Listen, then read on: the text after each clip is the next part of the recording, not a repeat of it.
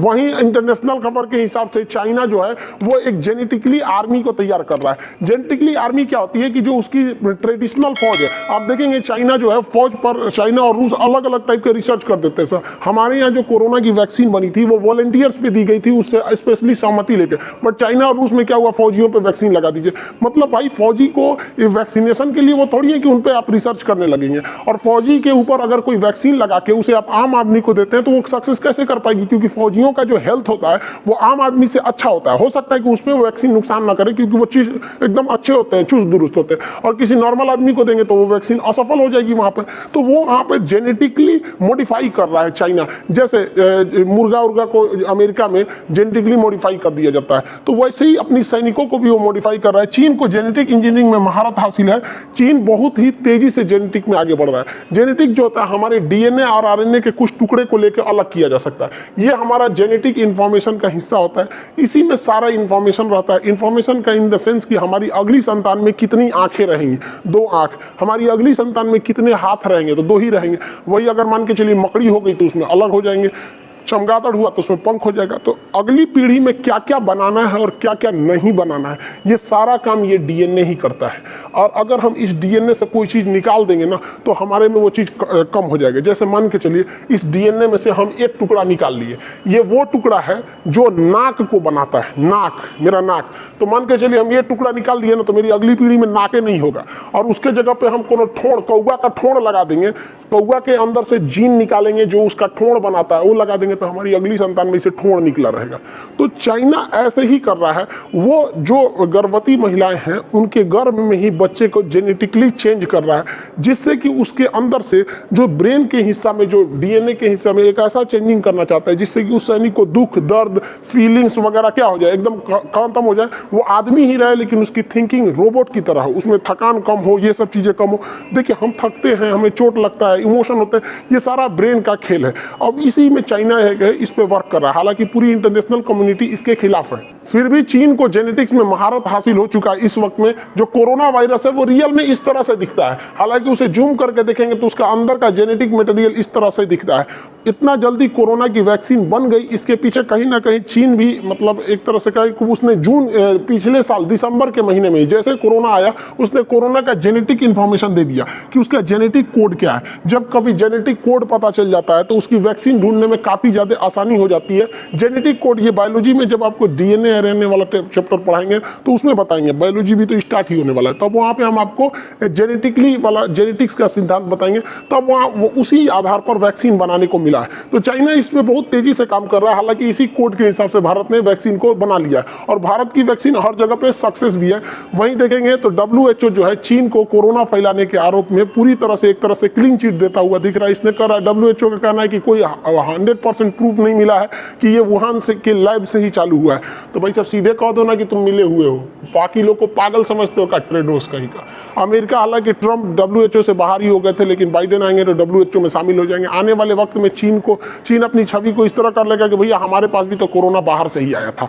अब वो अपना पल्ला झाड़ना चाहता है चाइना, उसमें WHO भी इनकी मदद कर रहे हैं। हालांकि चाइना ने भी कोरोना की वैक्सीन बनाया, लेकिन चाइना में बहुत जल्दी मई के महीने में ही 2020 में जब पूरी दुनिया में कोरोना फैल रहा था तो उस समय चाइना में कोरोना खत्म हो गया था। तो चाइना के पास कोरोना के मरीज नहीं रहे, जिस वजह से चाइना अपनी वैक्सीन को बना के टेस्ट किस पे करे, तो वैक्सीन पर चाइना जो है ये फादर ऑफ कोरोना, टेस्टिंग की असुविधा हो रही थी। इसलिए चाइना ने अपनी वैक्सीन को ब्राजील में कहा कि आप लोग हमारी वैक्सीन को ट्रायल में हिस्सा लीजिए। तो ब्राजील वालों ने कहा कि भाग यहाँ से, तोरा वैक्सीन ना लेंगे। मोदी जी को फोन किए, अपने वो वैक्सीन भेजेंगे। तो चाइना वाले वैक्सीन ट्रायल कहाँ से करेंगे, तो पाकिस्तान के लोगों पे ट्रायल कर रहे हैं सब, और वो भी पाकिस्तान वहाँ से गया है और 5 लाख वैक्सीन लेके आया। अरे भाई साहब इमरान खान, आपको समझ में नहीं आ रहा है, ये वैक्सीन नहीं है, 5 लाख उठा के लेके आ गए हैं, अभी वो ट्रायल में है, ये अपने लोगों पे वैक्सीन लगवाएंगे।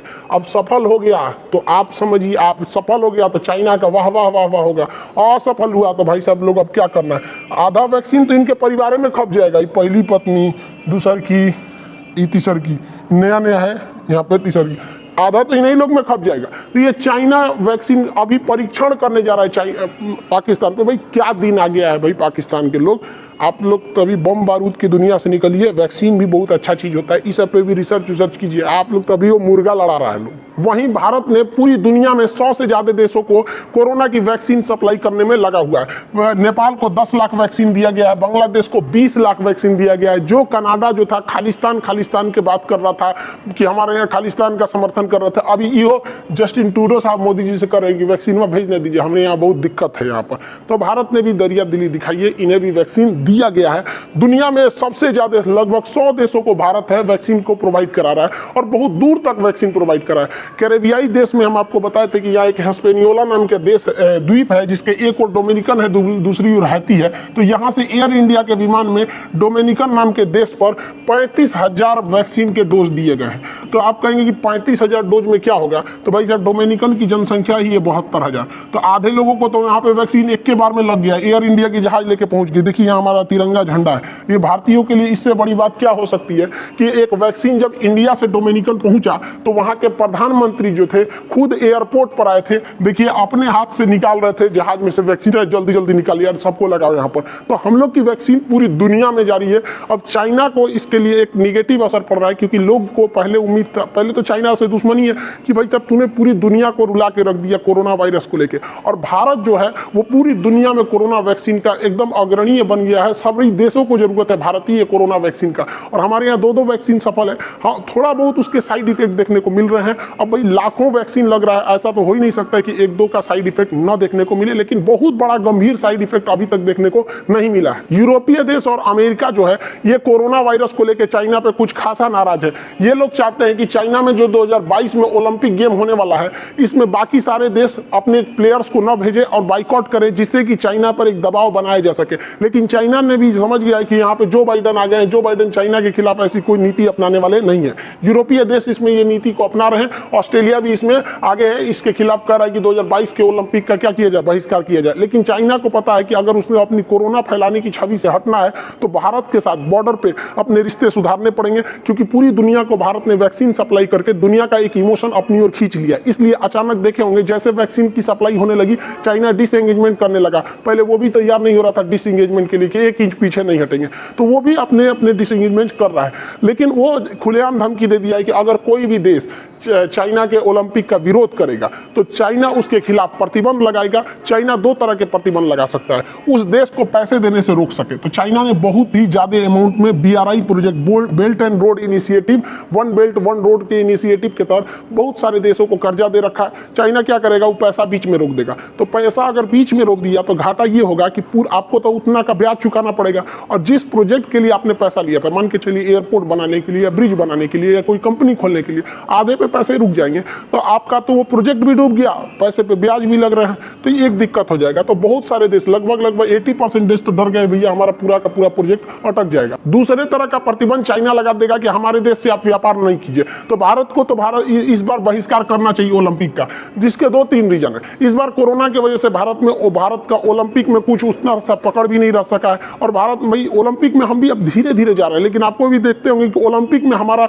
उस लेवल का अभी परफॉर्मेंस नहीं हो पाता। आगे चल के हम लोग भी उसमें सुधार करेंगे। तो भारत को तो इमीडिएटली इसका बहिष्कार करना चाहिए, क्योंकि चाइना हमारे यहाँ फंडिंग नहीं कर रहा है भैया, उसकी तो आधी कंपनी को हमने रोक रखा है, तो फंडिंग नहीं कर रहा, तो हमको इस प्रतिबंध का डर ही नहीं है। रहा बात व्यापार का, तो हमारे लिए तो भैया सबसे बड़ी आफत ये चाइना का व्यापार है। हम तो चाहते हैं कि तुम्हारा व्यापार रोक दे। वहां पे कहा जाता है ना देहात में कि रोए के रनी तले अखिए खुद आ गई, मजे आ गया। सोचो हम लोग अगर इसका बहिष्कार कर देते हैं तो एक तीर से 2 निशाना, चाइना आइसोलेट भी हो जाएगा, पूरी दुनिया में इंटरनेशनल मैटर भी बन जाएगा कि भारत दुनिया का सबसे बड़ा लोकतांत्रिक देश ओलंपिक में बाहर क्यों रहा, एक न्यूज बनेगा, इंटरनेशनल न्यूज बनेगा। दूसरा घुसियाएगा चाइना तो क्या करेगा, कहेगा हम व्यापार नहीं करेंगे, 1 नंबर मत व्यापार करो। उसके बाद भारत में भी कह देगा ठीक है मत करो, हम लोग भी अपना सेटल हो जाएंगे। जितनी कंपनी है उनको कह दीजिएगा भाई भारत में आ जाओ, तुमको हम लोग PLI स्कीम के तहत बहुत सारा छूट देंगे। तो भारत को चाइना के प्रति इतना सॉफ्ट नीति नहीं अपनाना चाहिए। भारत तो अब एक बार एग्रेसिव हो गया ना तो एकदम लाइफ टाइम चढ़ के रहना है चाइना के ऊपर। आगे आप क्या सोचते हैं?